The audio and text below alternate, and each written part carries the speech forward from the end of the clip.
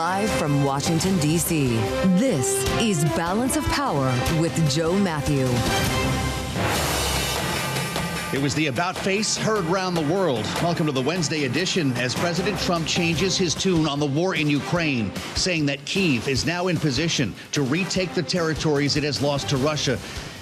And maybe more. Following President Trump's meeting with Volodymyr Zelensky, we're going to get the latest on this from Bloomberg national security expert Nick Wadhams with insights today from Anja Manuel at Aspen Strategy Group, an important conversation you won't want to miss.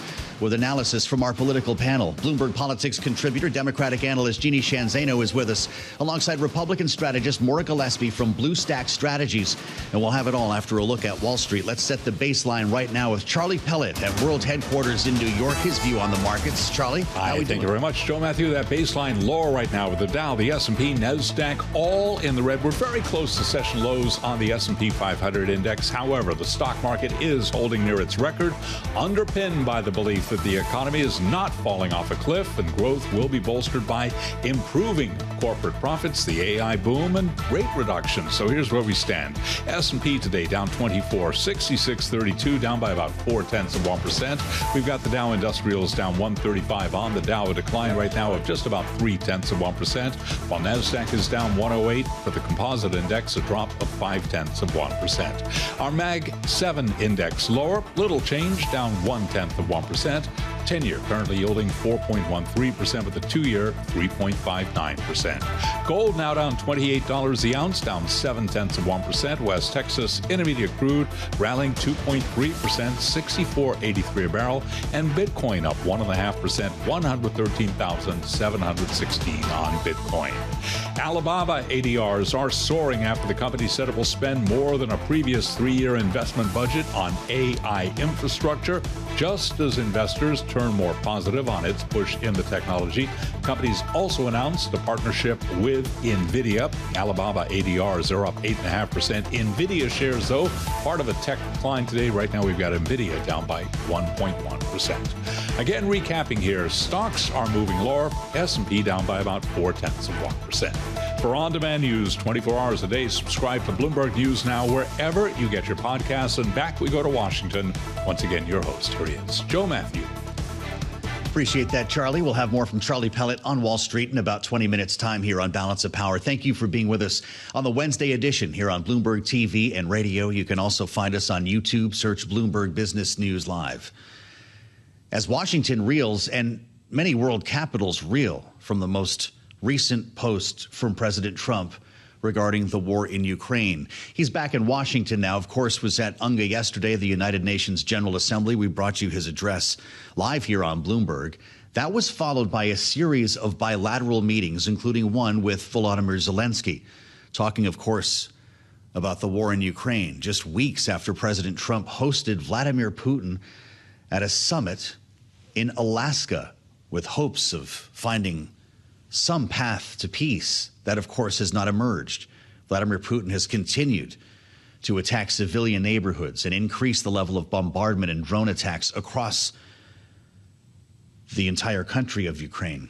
Following that meeting with Zelensky, President Trump posted again. It was before he headed home last evening to write, "I think Ukraine, with the support of the European Union, is in a position to fight and win all of Ukraine back in its original form."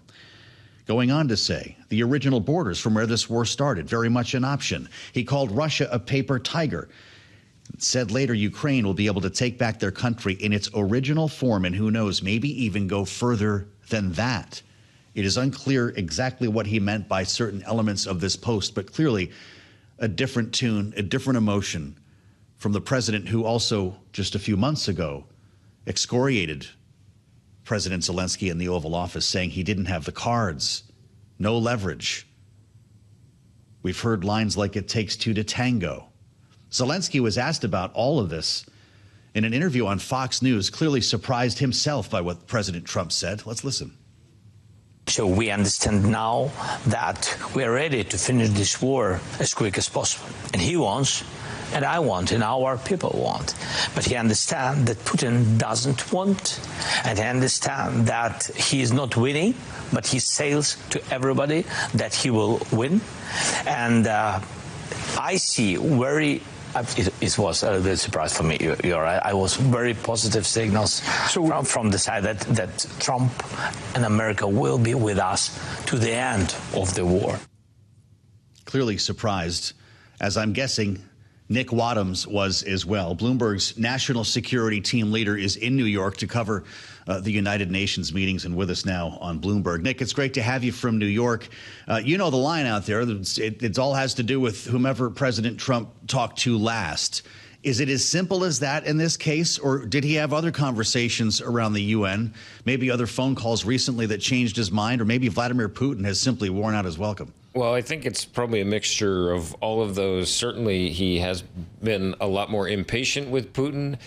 He came in thinking, Putin wanted to do a deal, and he thought he could have this thing wrapped up pretty quickly. Obviously, it has not turned out that way. I think the subtext, though, of that tweet in particular, or that social media post, is maybe a little more unsettling than folks may think. I mean, if you read to the end, he says, "I wish both countries well.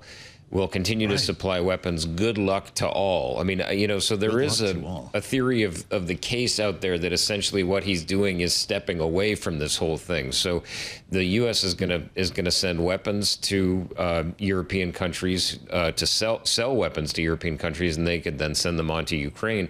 But he's not otherwise getting involved. And, so in some ways, when you look at this, you think, okay, maybe it's a change of heart. But at the same time, it also looks a little bit like a stepping back, which is definitely not what European countries in Ukraine would want. Yeah, well, you're changing the way I think we're all looking at this as we speak, Nick. In any event, he writes, I wish both countries well. We'll continue to supply weapons to NATO for NATO to do what they want with them. Right. Good luck to all. And he signs it. Donald J. Trump, President of the United States of America. Was that his mic drop then? Well, I mean, that's a great question because, it feels like we've had so many mic drops from the president. He's got a lot of mics to drop, I guess. I mean, the interesting thing here, and it's always a dangerous game to try to parse the president's words and social media posts, because one suspects that these do not go through any sort of vetting process and maybe just reflect where his head is at that moment. But, for a long time, we were hearing essentially this administration from the president on down all say that Ukraine was going to have to make concessions on land. And it was coming out of that meeting with Vladimir Putin. The expectation at the time was that we were going to be on a path to some sort of concrete plan that would involve land swaps. Russia took land after the invasion, and it was likely that they were never going to give it up. Now, President Trump is essentially saying, yes, we think Ukraine can get back all of its land. So whether or not the U.S. is involved, clearly he heard something that makes him think Ukraine can be successful there. That's what we're really trying to figure out. What was said in that meeting with Zelensky, or what piece of information did the president get to think that that it's possible Ukraine could retake all its land? Of course, the big question for us is, does the president even remember that he said earlier that concessions might be necessary? And does he sort of acknowledge that seemed to be a policy that he was holding, or is he now just sort of shifting on to something else? It's just so confusing. Wow. It's really hard to make sense of what the president actually believes. Yeah, well, I mean, that's why we're talking this out, because we're not going to figure that out definitively in this conversation. There's a whole other theory out there right now, Nick, that Vladimir Putin is steps ahead and is in fact trying to divide NATO by flying these incursions, fighter jets or drones, into NATO countries like Poland and Estonia, causing them to scramble jets. And the president yesterday said NATO should shoot down Russian jets that breach their airspace, which, by the way, would be a very new and escalatory policy here. The idea, though, that, for instance, Hungary may not agree with this, or some other NATO members, what will Turkey think of this? And Putin is well aware that he could add a whole new stress point to the NATO alliance with the help of Donald Trump saying things like this. Does that hit home for you? Well, I think, wouldn't necessarily be four-dimensional chess to suggest that, Vladimir Putin is testing the boundaries of the NATO alliance, and also testing its will to push back. So, yes, there is the idea that, Putin is sort of a master strategic thinker, but in a lot of ways, this feels pretty obvious. We've known for a long time that he's wanted to drive a wedge between the U.S. and other members of NATO and within Europe, members of the European community like Hungary, for example, that are a little more in his camp versus others. And this would be a good way to do it. I mean, Russian aircraft testing the boundaries both at NATO and in the U.S. I'm thinking up, where the U.S. and Russia border each other, Alaska and the Russian Far East. You've seen many times in the last many years where U.S. fighter jets have been deployed to keep an eye on Russian aircraft that drift a little close to the U.S. border. So I think it's safe to assume that any time you see this happen, it is not a mistake, especially when manned Russian aircraft are involved. Of course, should be said that Russia denies that that's what happens here. They say they were flying on a well-established corridor. But yes, I think there is that desire to cause that, to create that wedge between the U.S. and Europe. And then, it also does just create confusion because you have Trump saying that, but, he said that about shooting down jets hours after Marco Rubio, his Secretary of State, said, listen, no, we should not be shooting down these jets unless Russia actually attacks. So, again, you're seeing a lot of the confusion about what exactly U.S. policy is right now. Always a fascinating conversation, if not a definitive one, with Nick Wadhams. Good luck with your coverage at the UN, Nick, and thank you, as always, for being with us. Just want to mention very quickly a red headline just crossed the terminal. It's not having to do with this, but, in fact, Oracle launching an $18 billion investment-grade bond sale. Oracle shares, which have been on a tear lately, are down about 3.5% now, still holding above $300. As we consider the options moving forward here, and whether, in fact, President Trump is leaning into Ukraine or dropping the mic, I think the options we just established with Nick Wadhams. We wanted to spend some time with Anja, Manuel, Aspen Strategy Group Executive Director, former U.S. diplomat. I remember having a really fascinating conversation last time you were on, Anja, and things have changed a bit with regard to the president's tune here, and I'm wondering if you take him at his word. Good to be with you, Joe. Yes, I think this is a big turn in policy, and it's very welcome. And I think Vladimir Putin has finally worn out the patience of this president, which is a good thing and a long time coming. So I hope that now the U.S. backs this welcome statement by President Trump with action. If you look at what the Biden administration did, they gave over $66 billion in military and other assistance to Ukraine. The President Trump and his administration have not said no to that. Now NATO will pay for those arms. They're just starting to flow. I think $1 billion has been released, but that's obviously too little, too late. We need to do more faster to actually give the Ukrainians what they need to win back, maybe not all the territory, but even some of the territory, to put themselves in a better negotiating position. Because as we've learned with Vladimir Putin, you don't get anywhere unless you get there from strength. Well, that's right. And so I'm curious what type of strength the president is referring to here. Donald Trump writes, Putin and Russia are in big economic trouble, and this is the time for Ukraine to act. Is he talking about a military offensive or some sort of economic maneuver that we're not talking about? Yeah, I can't speculate on what the president meant, but Russia is in big economic trouble. They have put their entire economy on a war footing, so that's artificially propping up GDP growth. I do think, even though it was a little ham-handed to just punish India, the idea of really trying to do our best to crack down on some of these Russian oil exports, to put on maybe some limited secondary sanctions. It's hard to get those to work perfectly, but the idea of putting more pressure on Putin is very welcome. And I also would say I really welcome the president's remarks about NATO airspace sovereignty. As you know, Putin sent a bunch of drones over into Poland. That was not an error, as you and Nick discussed. I think the Poles reacted right in exactly the right way. Denmark, it's a little less clear. And Putin does this perfectly. He always tests and tests and tests until somebody pushes back hard. So I'm glad we're pushing back. Well, how far should we push back? President says you ought to shoot them down. You get MiG-31s in your airspace, you shoot them down. That's also a pretty good way to start a war, correct? The Russians are pretty good about implying different motives when they're caught in the act. Our fighter pilots for decades have been intercepting Russian Bear bombers and fighter jets in airspace over Alaska, for instance. Should we be shooting down Russian jets if they incur an Article 4 as opposed to 5 offensive here? Look, I think you leave this to the NATO planners and strategists. Obviously, we stick to NATO Article 5, which means an attack on one is an attack on all. So far, what you've seen from the Russians is incursions via drones, not so much manned jets. So I think the idea that NATO is standing together, I thought the Europeans did really well this summer when you had Mark Rutte from NATO and a bunch of European leaders show up at the Oval Office to say, basically, we stand with you, America, we stand with you, Ukraine. And that's kind of the strong symbolism that Vladimir Putin needs to see.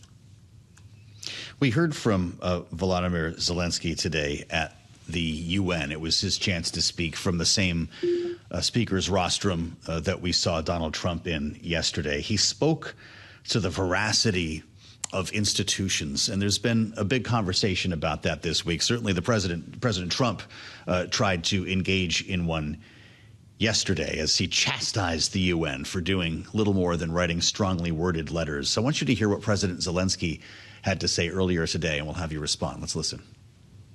Even during bloodshed, there isn't a single international institution that can truly stop it.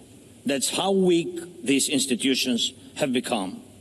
What can Sudan or Somalia or Palestine or any other people living through war really expect from the UN or the global system?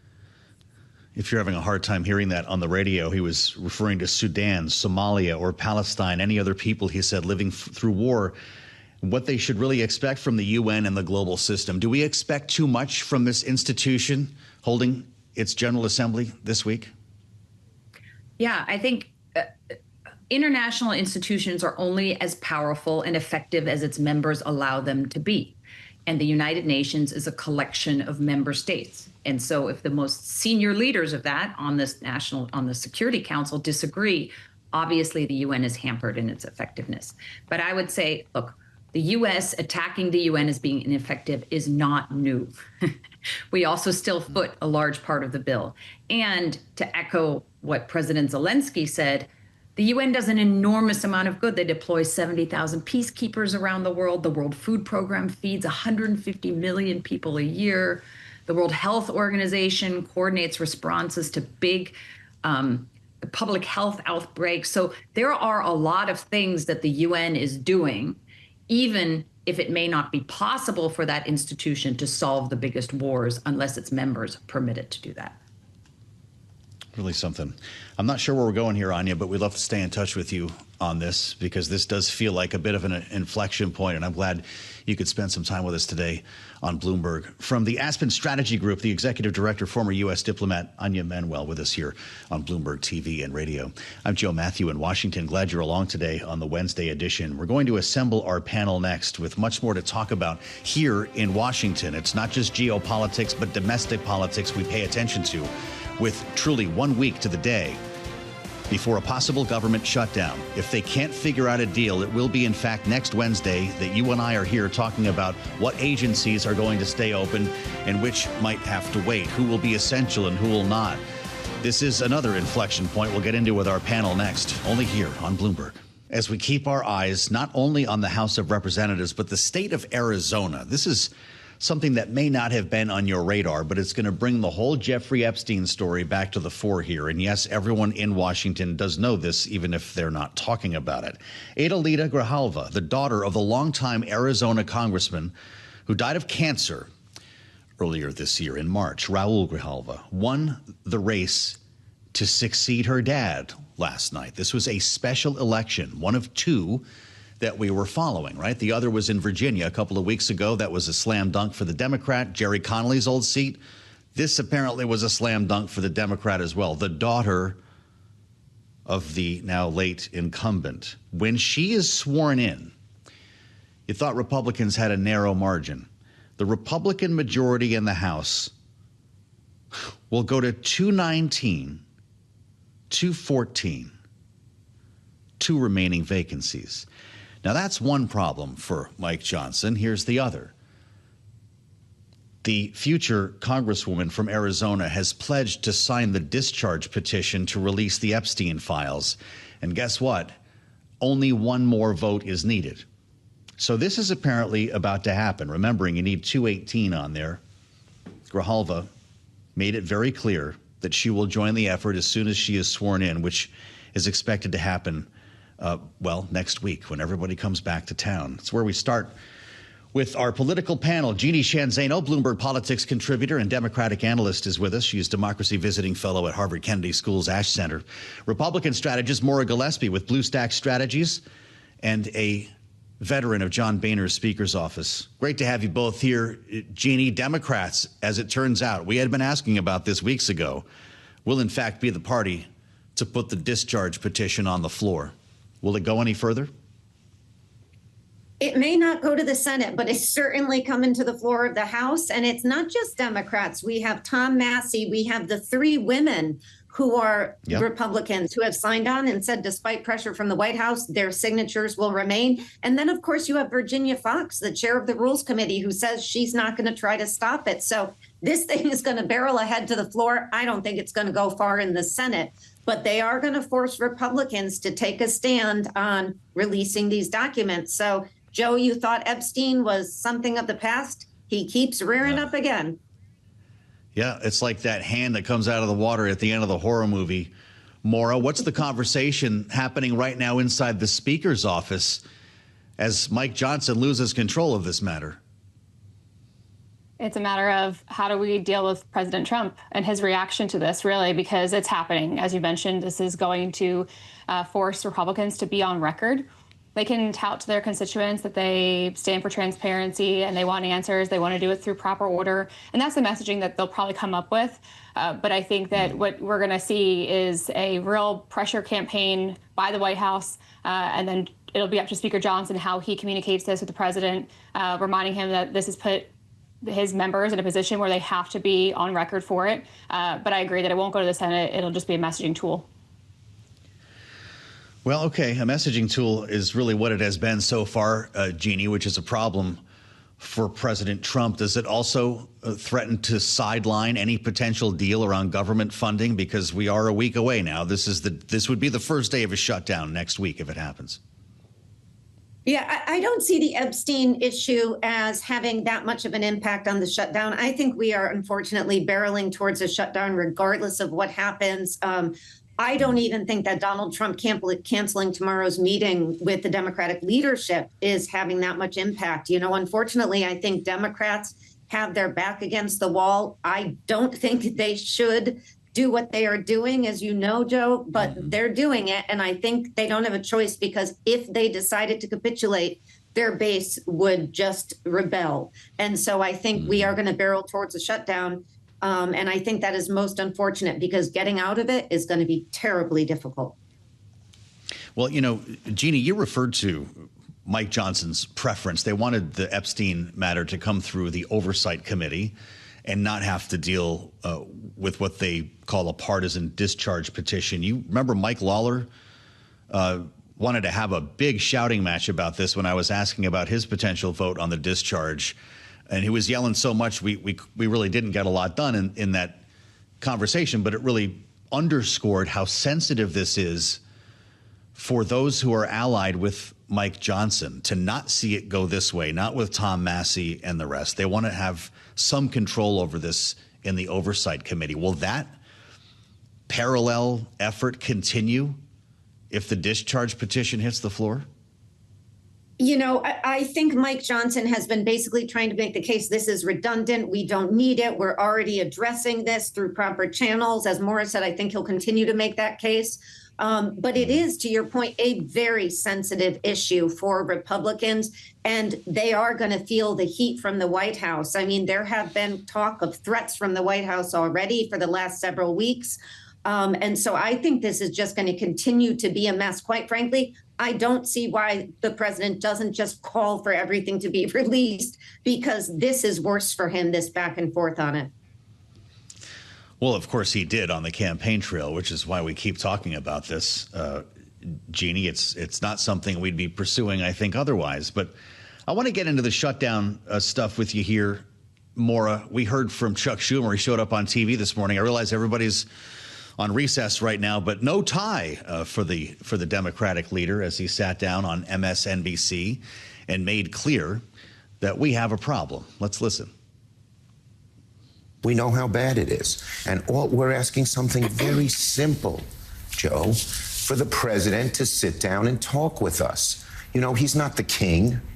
He can't just dictate what happened. He said he doesn't need Democrats. Well, then he doesn't know how to count, because there are 60 votes in this Senate that you need to pass this, and he's got 53. And of course, he's referring to the fact that President Trump yesterday decided that he would not be meeting with the Democratic leadership. Schumer and Hakeem Jeffries have both been pressing for this meeting. And President Trump is not going to be playing along. Many folks see that as kind of the final straw, Maura, that there's just no way we're going to get around this. Even if it's a brief shutdown, we are shutting down. And as somebody who's been in the speaker's office, I wonder if you agree. I don't think that a shutdown is ever a good decision. I've been through a couple, but I think what happened in March with Schumer not following through on it and Jeffries wanting to, they have to be lockstep. And even though I think the biggest problem is that they don't know how to get out of this, they're heading towards it. One of the problems too, and Jeannie mentioned, some of their backs are against the wall. Well, that's true. Republicans have control. They have the messaging control as well, because there is no way out for Democrats necessarily. They came to the table with these 3 major provisions that they wanted to talk to the president about tomorrow, which in reality, they probably should have just gone in with 1 or 2. I don't think these are 3 pretty lofty ones: the Obamacare subsidies, rolling back some things from the One Big Beautiful Bill, and then, talking about the rescissions issues. I think if they'd focused on one, maybe they'd have better success. But doing so, you've got 7 days until shutdown is happening. That's the reality they're playing in right now. And Republicans will say that this is, they gave a bill, they put a bill forward. The House is already in recess and Johnson's not bringing them back. And so it really does come down to what Thune can get accomplished here. Hakeem Jeffries on Twitter, on X, Jeannie, Trump always chickens out. The Democratic leader goes for the taco. Donald Trump just canceled a high-stakes meeting in the Oval. He says the extremists want to shut down the government because they are unwilling to address the Republican health care crisis that is devastating America. We've talked about the Fabrizio polling numbers over the potential expiration of these Obamacare subsidies that would increase premiums for a lot of people. Jeannie, that could mean the midterms for Republicans. Is Hakeem Jeffries on the right talking points? I think he's on the right talking point with regard to the cancellation of the meeting. A big problem for Democrats is, and which is why I believe they should have taken the clean CR and negotiated during the approach process on this, because they are right. The subsidies the expiration is going to hit very hard. But the problem for Democrats is if they are seen as shutting down the government, and then these notices on the subsidy increases go out in October, and they will be devastating. I think it's going to be very, very hard to message this over Donald Trump. And so that's the problem. And I also think they should look at the reality that Donald Trump, in my estimation, not Republicans, but Donald Trump, he wants a shutdown of this government. That's why he is not meeting. That's why they are moving in the way they are. I think he sees that as beneficial to him and, of course, to Russ Vogt. And so I think this is a problem for Democrats. But again, I am in the total minority. I also think that Schumer and Hakeem Jeffries have no choice. The base would rebel, the rank and file would rebel if they turned around again like Schumer did last time. So they are going to move right towards it. They have no choice at this point. You're hearing from a Washington insider when they refer to appropriations as approps, which is partly why I love you both. Maura, we've only got a minute left here. Does President Trump march up to Capitol Hill? Or is the story true that Russ Vogt has a plan and they can't wait for it to close? Well, I think if you remember, the president will have extra powers about the budget and how spending is, how we do spending in this country. And so, yes, he does want to a shutdown, I think, in a little bit of ways, because, again, it shows the powers he has. I think that's probably what Thune and Johnson reminded him, that the shutdown may be beneficial for him because he has discretionary spending at his disposal. He gets to do some things that maybe he wouldn't get to do otherwise, and any legal challenges won't hold up in court because he has presidential immunity. Remember this conversation a week from today. Our great panel, Maura, Gillespie, Bluestack Strategies, and of course, Bloomberg Politics contributor Jeannie Shanzano. Thank you both for the insights. We'll have a lot more ahead here on Balance of Power as we count down, yes, to a possible shutdown. The countdown clocks won't be out till next week. This is Bloomberg. We spent most of yesterday's program bringing you conversations with a lot of the world leaders who have assembled at the UN this week in New York. In fact, it was right at this time we were talking with the president of Latvia yesterday. But one of the stories hanging over this collection of world leaders is one you did hear about on Bloomberg that we want to spend a bit of time on now. The Secret Service thwarting a plot to take out cell service near the UN. Imagine a room full of SIM cards and servers. The FBI or Secret Service uncovered this, not actually in Manhattan, but just outside of the city. And we wanted to talk with Myles Miller about this, Bloomberg senior Homeland Security reporter who has the byline on this story on the terminal and is, in fact, with me here in Washington. I'm glad someone else is around here. Myles, it's good to see you. Give us a sense, just first of all, people hear about all these SIM cards. How would this be used to shut down phone service? So basically, the way that this was set up was these were basically what they call a SIM card farm. Yeah. Stacks and stacks of SIM cards into basically servers in places strategically placed around the city. So up north in some Wall Street suburbs, Armonk and Greenwich, which is really strange. Yeah. And then out to northern New Jersey, Queens.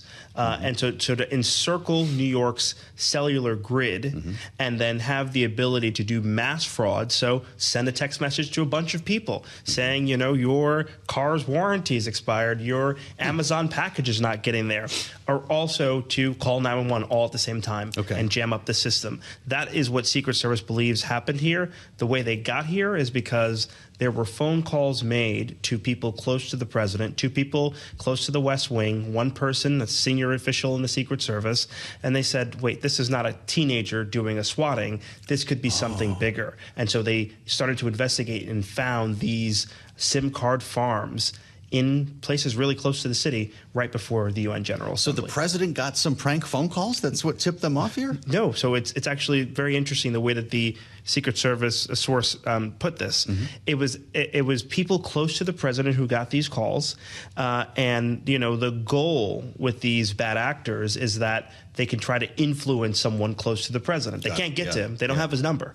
But you could find the numbers of people close to him and try to, you know, infiltrate, try to influence. And luckily the Secret Service was on it and did an investigation into it. Remembering that Susie Wiles and Marco Rubio have both been targeted in this way recently, do we have any sense, based on your reporting, how they track the source of an effort like this? How'd they find the SIM cards? Yeah, so they basically, going through cell tower data, were able to pinpoint where these calls are coming from. And then they're like, wait, these are all from sort of the same area. Interesting. And then based off of that, did more investigative digging. They created a new team of sleuths in the Secret Service who did the digging. And as part of that, were able to find these cell networks. And they were, interestingly enough, networks that have been used by foreign governments and have been used by cartels in the past as well. And so they're trying to figure out who's behind all of this. Well, of course, that's the next question, right? We hear Russia's suspected, but will they ever actually know? Well, you know, they've not yet said what country is behind it. And they made great pains to not say that during UN week, because if the president happens to be meeting with some of these countries, perhaps in a couple of weeks, they don't want anything sticky coming up before the president's been able to make the case to whoever the world leader is. Maybe we learn more after everyone goes home, presumably? Well, let's see. So I've got to ask you, you know, it takes our senior Homeland Security reporter to get to the bottom of Escalator Gate. The fact that this even took place yesterday is a riot. We heard from the president when he was in the speaker's rostrum at the UN. I've only got two things from the United Nations: a broken escalator and a bad teleprompter. There was an insinuation last evening. We're showing this, by the way, to our viewers on Bloomberg TV and on YouTube. The president and First Lady. Pay good attention to the photographer who went up the escalator first. That's right. A photographer heading ahead of them Now the escalator stops. The president's looking at somebody to fix it. The first lady marches up on her own, and he follows reluctantly. You know, the one thing about like New York and also here in D.C., when the escalator breaks, people stop and don't keep going, and you see how human they are here. Correct. The UN has told us that a videographer from the U.S. delegation who was traveling with the president, reading here, I don't want to get anything wrong, Thank you. was traveling backward up the escalator and stopped onto the bottom of it and may have inadvertently triggered the safety function described above. Yes. I'm leaving it at that. Step. The Secret Service is going to investigate. I got a call from a very pained Secret Service source yesterday who said, we are investigating this. Turn on Fox News. Caroline Levitt is talking about it right now. You said what? You're calling me with this? Caroline Levitt on X. If someone at the UN intentionally stopped the escalator as the president and first lady were stepping on, they need to be fired and investigated immediately. She says the Times reported this on Sunday. This is the funny part. The Times of London. Right. In fact, suggested this might happen, that UN staff members have joked they may turn off the escalators, have them walk up the stairs, and tell them that they ran out of money. We don't believe that was the case. We don't. And, I think the UN took great pains to make it clear that they had done their own research and made sure that, they actually brought in their mechanic to see what was happening. They have a log of all these things. Listen, we did a story the other day about UN security and how tight that place is during UN week. And I went into the security room and saw all the cameras and everything. If something untoward had happened there, that room with those agents inside would have seen it and would have stopped it. It appears as though this escalator just wasn't working. But Secret Service, listen, to their credit, is going to do this investigation just to make sure everything was above board. As I mentioned, it takes Myles Miller to put Escalator Gate to bed in just 24 hours' time. It's great to have you in Washington. Thank you for being with us, as always. Great to spend time with Myles here on Bloomberg on this day after Jimmy Kimmel returned to air.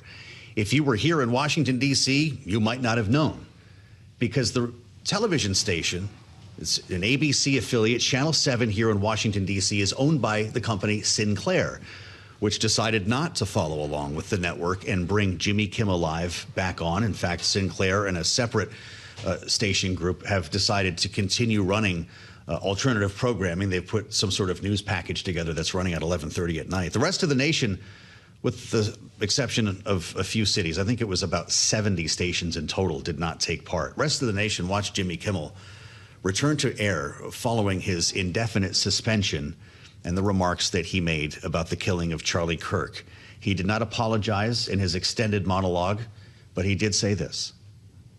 And the truth is, I don't think what I have to say is going to make much of a difference. If you like me, you like me. If you don't, you don't. I have no illusions about changing anyone's mind. But I do want to make something clear because it's important to me as a human, and that is, you understand that it was never my intention to make light of the murder of a young man. I don't.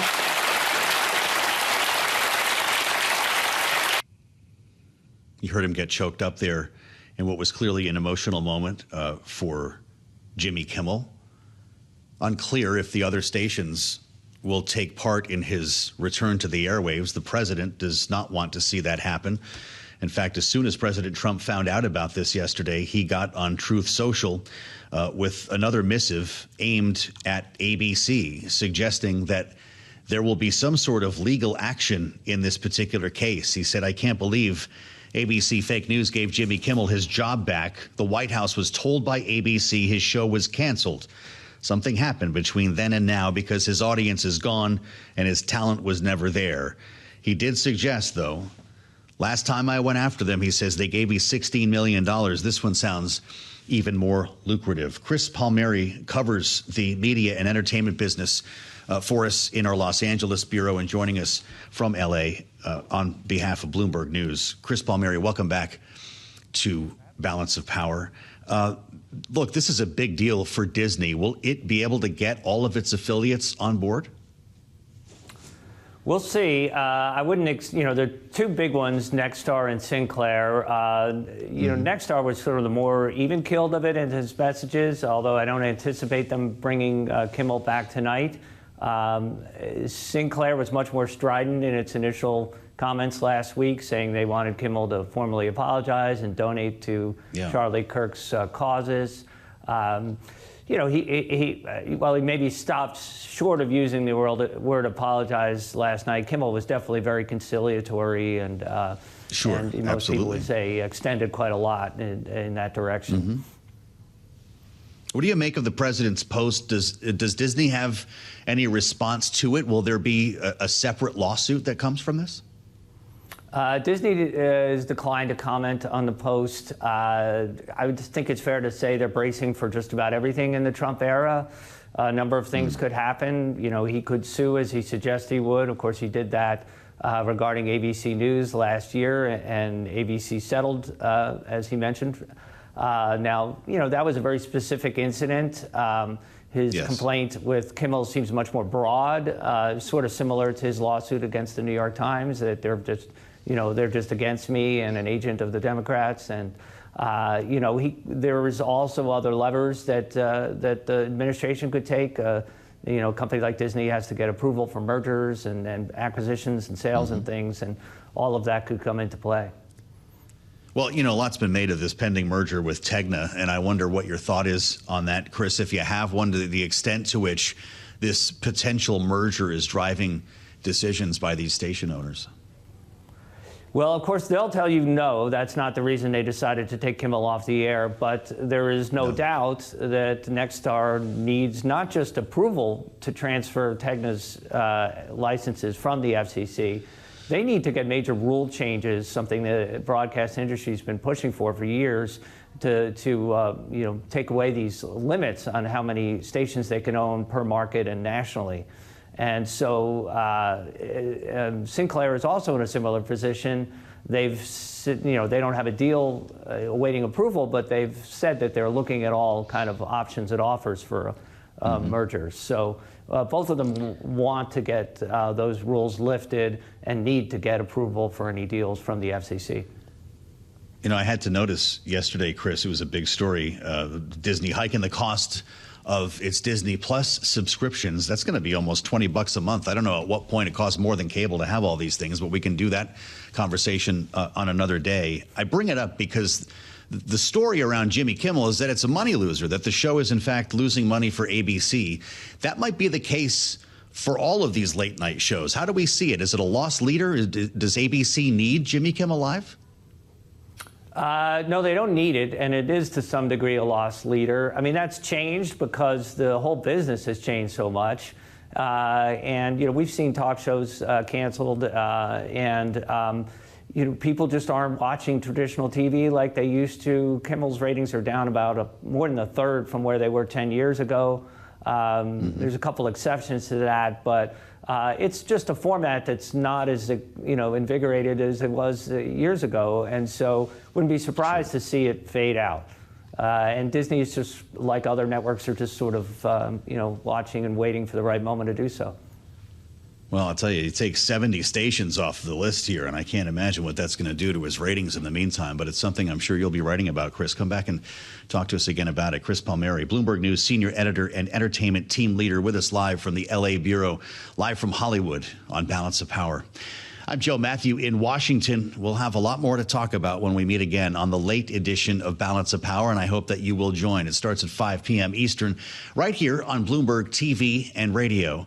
We'll have a lot more to talk about following this decision by ABC to put Jimmy Kimmel back on the air, and we'll play it to our panel a bit later on. Also, big questions about a government shutdown that would begin a week from today if it happens. Sarah Chamberlain from the Republican Main Street Partnership will join us, along with Bloomberg Politics contributor Adam Hodge, to get a better sense of what exactly we're counting down to. I'll meet you back here then. Bloomberg Business Week Daily is up next, right here on Bloomberg TV and radio.